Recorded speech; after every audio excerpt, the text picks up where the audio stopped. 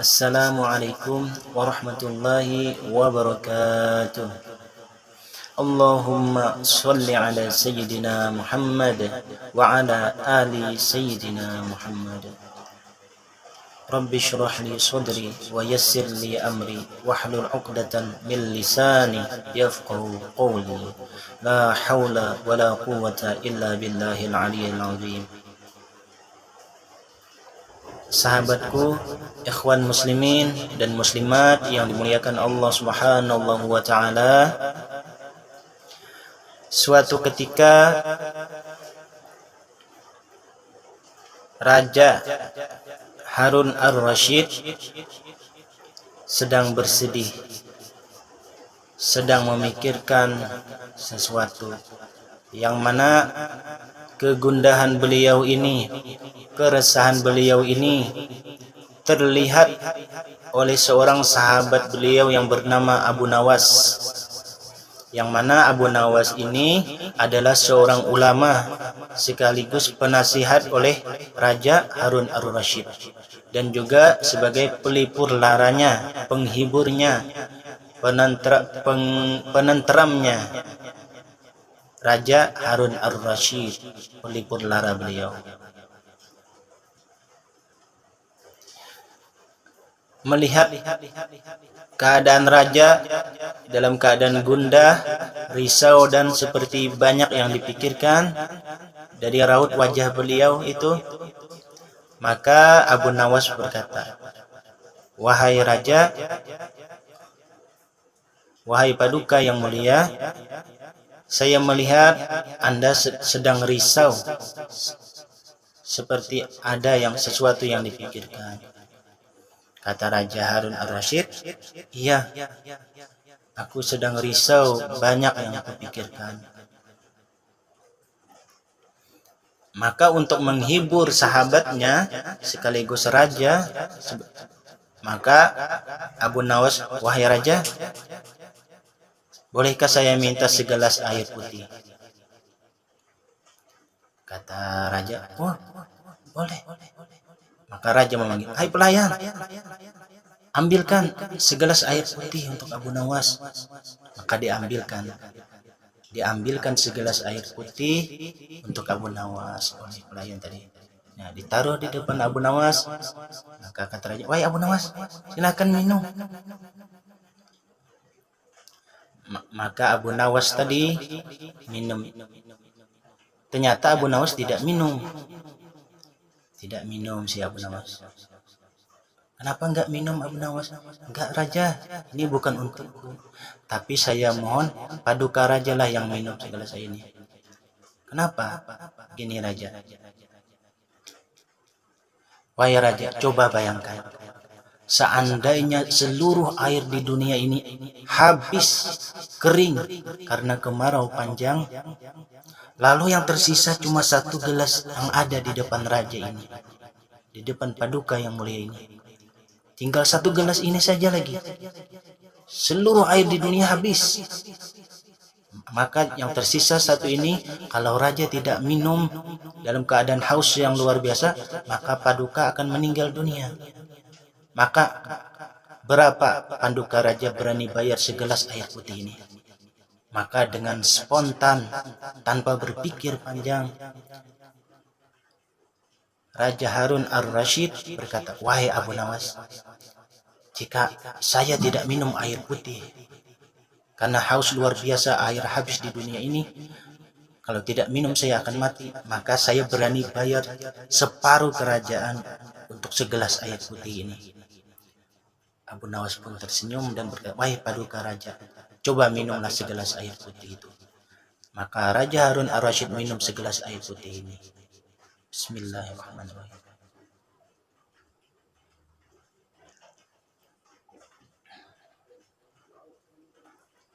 Nah, sudah minum Abu Nawas. "Alhamdulillah," kata Abu Nawas. "Itu segelas tadi separuh kerajaan raja. Benarkah?" "Benar." "Wahai raja, coba kita berpikir lagi. Andaikan raja tadi sudah minum, ternyata raja tiba-tiba, seandainya, mohon maaf, Raja tidak bisa kencing, tersumbat saluran kencing. Seandainya raja tidak bisa kencing beberapa hari dan meninggal dunia, lalu ada seorang tabib yang pintar mengobati raja untuk bisa kencing. Berapa raja berani bayar untuk orang yang mengobati Anda agar bisa kencing tadi? Paduka raja menjawab lagi dengan spontan, kalau saya tidak bisa kencing, saya meninggal dunia, maka saya bayar itu tabib separuh harta kekayaan saya di istana ini. Subhanallah, kata Bu Nawas. Itu raja, satu gelas untuk minum, raja bayar separuh istana, separuh harta kekayaan istana. Untuk kencingnya lagi raja bayar separuh kali, sama dengan satu istana raja, satu kekayaan raja semuanya habis hanya untuk segelas air putih untuk minum dan kencing. Wahai raja, betapa besarnya nikmat Allah Subhanahu wa Ta'ala. Itu baru sekedar minum dan kencing, belum lagi untuk melihat, untuk bernapas, untuk makan, untuk segala-galanya.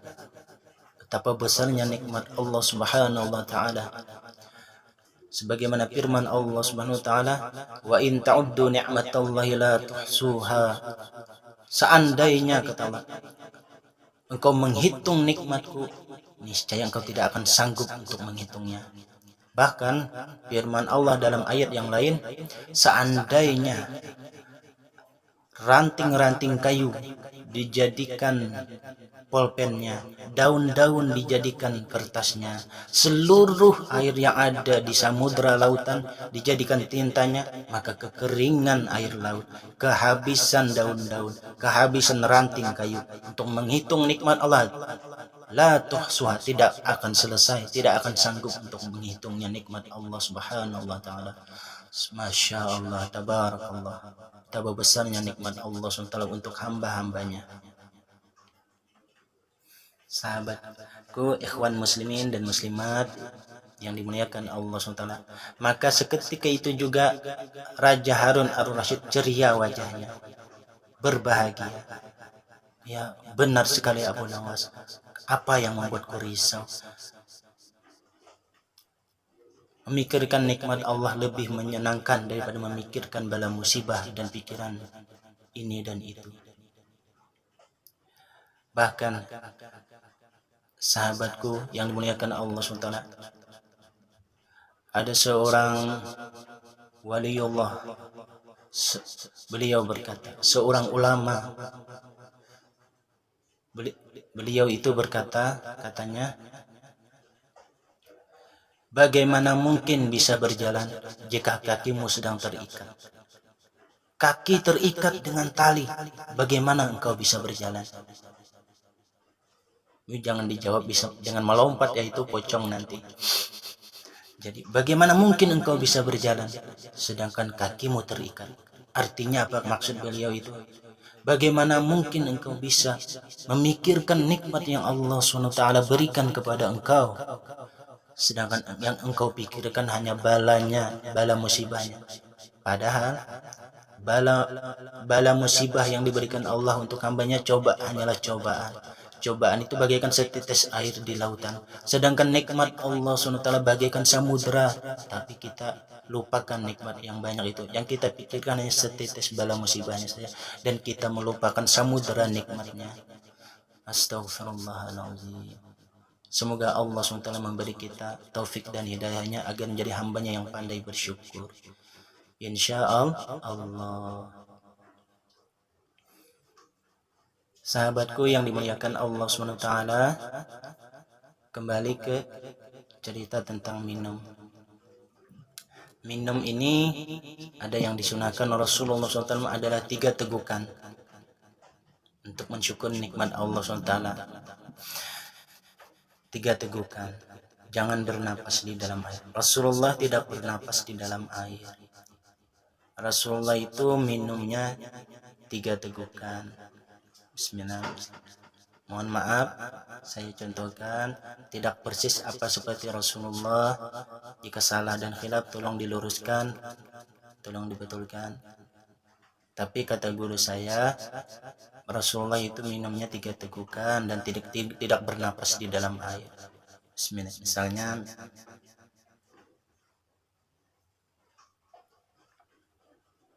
satu, bernapas jauh dari gelas. Coba sambil ingat, oh begini Rasulullah minum. Meskipun tidak persis seperti apa Rasulullah, tapi kita mencontoh beliau. Karena ada ulama yang mengatakan, sekedar kau menyebut nama seseorang ulama ataupun waliullah ataupun nama Rasulullah, kau bayangkan, kau tiru gayanya, maka sirnya akan hadir di wajahmu, sirnya akan hadir pada dirimu. Kita mencontoh akhlak Rasulullah, maka sir Rasulullah hadir pada diri kita. Kita menceritakan para waliullah, maka sir waliullah itu hadir pada diri kita. Kita ceritakan ulama, maka sir ulama itu hadir pada wajah dan diri kita. Insya Allah. Saya masih jauh ketinggalan, saya masih belajar. Yuk sama-sama kita belajar. Itu kata guru-guru saya. Yang ketiga, 3 tegukan. Oh begini Rasulullah minum. Pelan-pelan meniru Rasulullah. Karena firman Allah, "Qul in kuntum tuhibbunallaha fattabi'uni." Wahai Nabi Muhammad Rasulullah kekasihku, katakan kepada umatmu, "Qul in kuntum tuhibbuna," katakan jika engkau ingin dicintai Allah, fattabi'uni.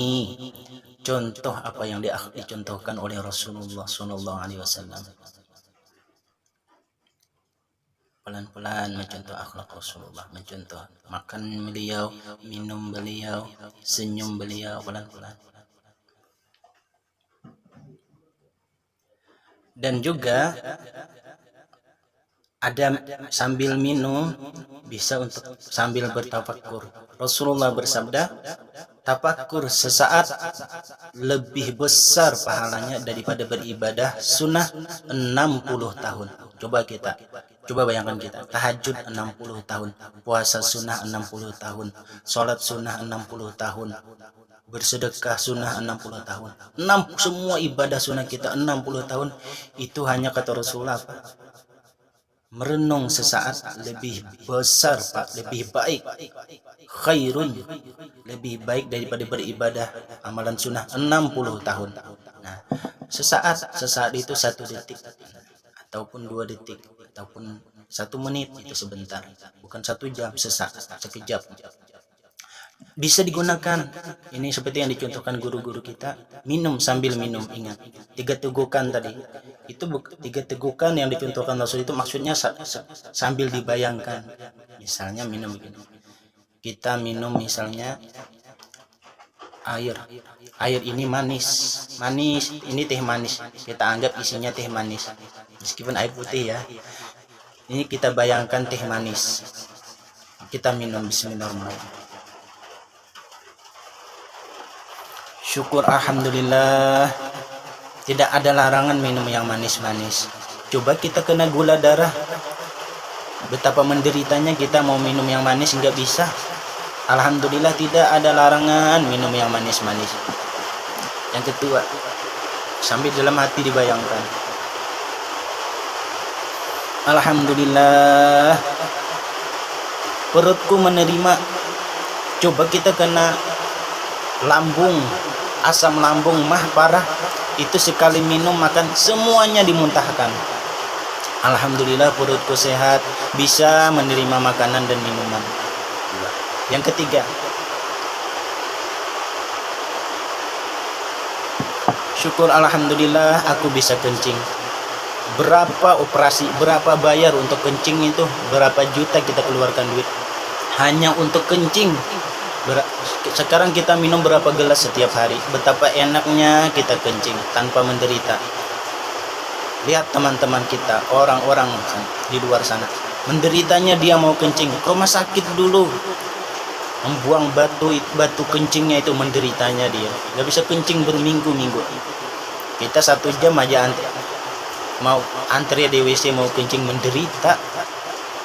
Bayangkan seminggu nggak bisa kencing di mana. Ini kencing setiap hari, berapa gelas kita minum.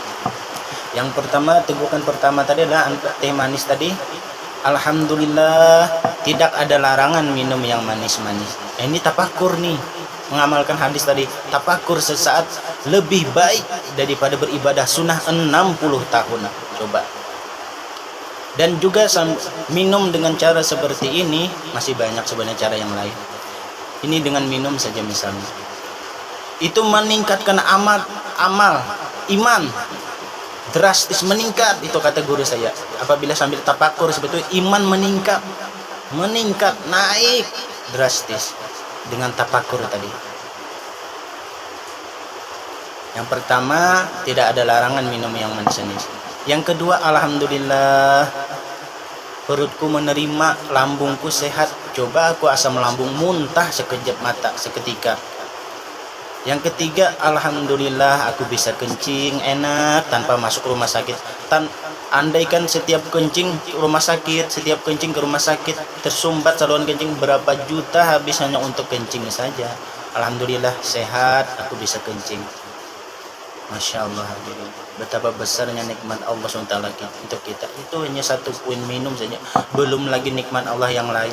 Mata melihat, hidung bernapas, mulut bisa makan, minum, gigi nggak sakit. Andaikan gigi kita sakit, menderitanya kita nggak bisa makan. Pernahkah kita sakit gigi? Betapa menderitanya kita, mau makan mau minum menderita, nggak bisa. Ini sekarang gigi sehat, alhamdulillah. Sahabatku, ikhwan muslimin dan muslimat yang dimuliakan Allah Subhanahu wa taala, tentang tafakkur tadi ada 5 yang disunahkan. Memikirkan yang 5 ini, maka nilainya ibadah, meningkatkan iman, cepat sekali iman meningkatnya apabila memikirkan yang 5 ini. Apabila selain yang 5 ini, maka nanti bisa bahaya, bisa kacau, bisa dosa. 5 saja yang disunahkan. Yang pertama adalah memikirkan surga. Memikirkan surga. Yang kedua, memikirkan neraka. Yang ketiga, memikirkan dosa. Yang ketiga, memikirkan nikmat Allah, memikirkan ciptaan Allah. 5 ini. Misalnya kita memikirkan surga, kita pikirkan nikmat Allah, surga, indahnya surga, kekal abadi, nikmatnya luar biasa. Semakin hari semakin bahagia, semakin hari semakin gagah perkasa, semakin ganteng, semakin cantik. Gak ada semakin tua, semakin gagah, semakin cantik aja di sana. Kekal abadi, bahagia abadi selama-lamanya di sana. Surga, bidadari yang cantik jelita misalnya. Nah, mikirkan surga, rajin ibadah. Gimana Pak mikirkan surga itu berarti nggak ikhlas? Ikhlas, kata Imam Ghazali. Ikhlas itu terbagi 3. Beramal karena fadilah, beramal karena masuk surga. Nah, itu yang ketiga, naik lagi imannya, beramal karena Allah. Nah, jadi ikhlas itu terbagi 3 tahapannya. Beramal karena fadilah, berpahala, keutamaan, beramal karena ingin masuk surga. Ikhlas juga, kata Imam Ghazali. Yang ketiga, beramal karena Allah. Itu kelas atas. Tapi iman itu sendiri-sendirinya naik. Kayak makan bubur juga, bayi juga pertama pisang, habis pisang nasi, habis nasi baru jengkol atau kerak nasi kan. Jangan boy, langsung bayi kasih makan jengkol, jangan. Gitu juga ada tahapannya. Gak bisa kita langsung ikhlas kelas para waliullah, gak bisa. Kita ini orang awam, perlu tahapan mulai nol dulu. Beramal karena fadilah, beramal karena ingin masuk surga, ikhlas juga. Beramal karena Allah, dengan sendirinya iman itu akan naik. Tidak perlu kita mencari ilmu untuk ma'rifat, gak usah. Kita cukup syariat, tarikat, hakikat, 3 itu aja diamalkan. Ma'rifat itu buah dari amal, nggak ada. Apabila menjalankan syariat, tarikat, hakikat, dijalani itu semua, itu ma'rifat itu buah pemberian Allah SWT. Karomah itu pemberian Allah SWT. Nggak perlu beramal supaya dapat ma'rifat, nggak perlu beramal supaya dapat karomah, nggak, cukup karena Allah ya, nanti akan naik sendirinya. Allah yang memberi karomah, Allah yang memberi ma'rifat. Makrifat dan karomah bukan tujuan dalam beramal. Tujuan kita Allah. Nah, kita beramal mikirkan surga, rajin ibadah, kita pikirkan neraka. Siksa neraka sakit luar biasa, menderita. Satu hari dalam neraka, kata Rasulullah, itu sama dengan 70.000 kali ganti kulit. Satu hari, satu malam dalam neraka sama dengan 70.000 kali ganti kulit, kata Rasulullah. Kalau ular berapa kali itu dalam setahun tuh? Yang tahu ular piton atau ular kobra berapa kali dalam setahun ganti kulit? Tapi kalau penghuni neraka satu hari itu 24 jam 70.000 kali ganti kulit, kata Rasulullah. Naudzubillah, astagfirullahaladzim. Nah, sedih kalau memikirkan neraka. Apabila kita memikirkan neraka itu takut maksiat, takut berbuat dosa. Tafakur namanya. Yang ketiga, memikirkan ciptaan Allah SWT. Allah ciptakan bintang, Allah ciptakan bulan, langit, malam berubah jadi siang, siang berubah jadi malam, panas, hujan, pelangi dan sebagainya. Memikirkan ciptaan Allah SWT, memikirkan takdir yang Allah kuasa mengaturnya, maka tambah yakin bahwa Allah itu maha kuasa. Semakin yakin Allah maha kuasa bila memikirkan ciptaan Allah. Yang keempat, memikirkan nikmat yang diberikan Allah SWT. Badan sehat, mata sehat, bernapas enak, gak penyakit asma, gigi sehat, gak sakit gigi, jantung sehat, perut sehat, gak penyakit mah, kencing enak, gak penyakit prostat, BAB enak, gak tersumbat saluran, dan banyak nikmat Allah SWT yang lainnya. Apabila memikirkan nikmat Allah SWT itu, maka tambah cinta kepada Allah SWT. Semakin cinta kepada Allah SWT, semakin rindu kepada Allah SWT. Memikirkan nikmat Allah. Yang keempat. Yang kelima, memikirkan segala khilaf, segala dosa dan masa lalu yang kita yang sia-sia itu. Banyak istighfar, banyak menangis di tengah malam. Astagfirullahaladzim, astagfirullahaladzim, astagfirullahaladzim. Dosa sudah banyak, malu menambah dosa apabila memikirkan dosa tadi. 5 tadi, dipikirkan. Pertama, memikirkan surga, memikirkan neraka, memikirkan ciptaan Allah, memikirkan nikmat yang diberikan Allah, memikirkan dosa dan khilaf dan perbuatan yang sia-sia.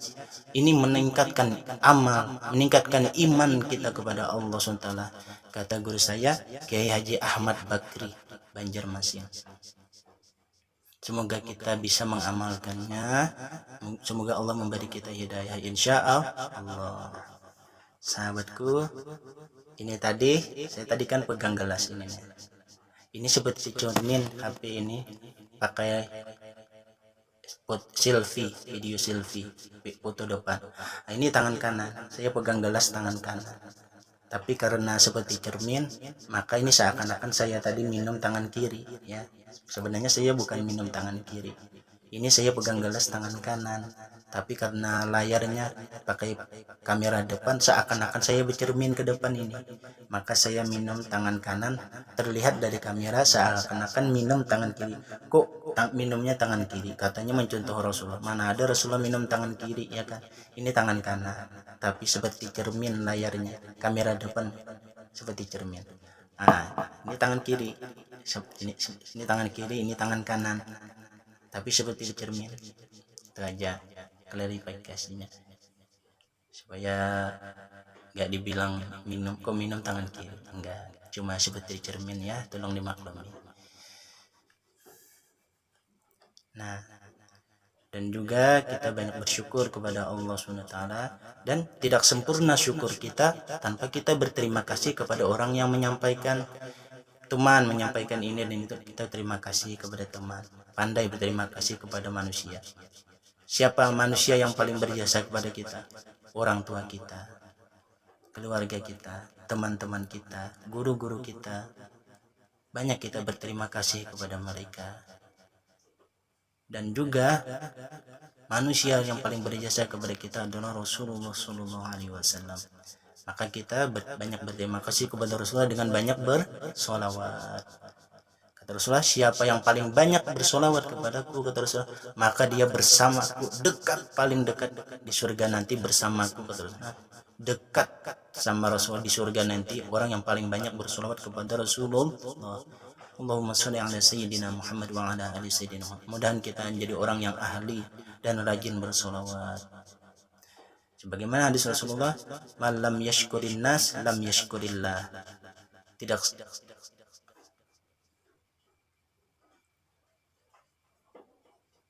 barang siapa tidak berterima kasih kepada manusia, kata, maka dia malam yashkurillah, sama dia tidak pandai bersyukur kepada Allah SWT. Memang Allah yang memberi rezeki, tapi ada perantaranya, wasilahnya manusia, orang tua, guru-guru kita. Itu yang dikatakan dalam Al-Quran, firman Allah, hablum minallah wa hablum minan nas, baik hubungan sesama kepada Allah, wa hablum minan nas, baik pula hubungan kepada manusia, itu yang sempurnanya, insya Allah. Demikian apa yang kita sampaikan hari ini. Terima kasih banyak atas segala perhatiannya, mohon maaf atas segala kekurangannya. Sampai jumpa lagi pada seri yang akan datang. Subhanakallahumma wa bihamdika asyhadu an la ilaha illa anta astaghfiruka wa atubu ilaik. Assalamualaikum warahmatullahi wabarakatuh.